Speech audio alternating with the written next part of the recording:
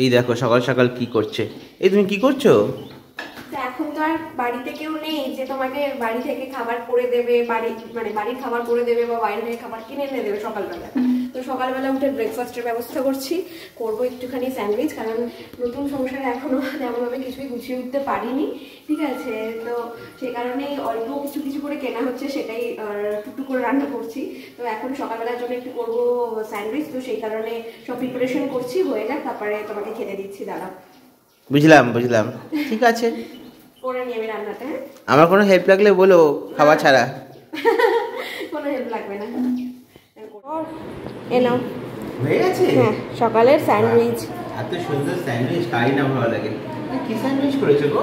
এটা আলু দিয়ে স্যান্ডউইচ করেছি, খেয়ে দেখো, কারণ মেয়োনিজ তো আর আনা হয়নি, তো এমনিই করেছি, খেয়ে দেখো।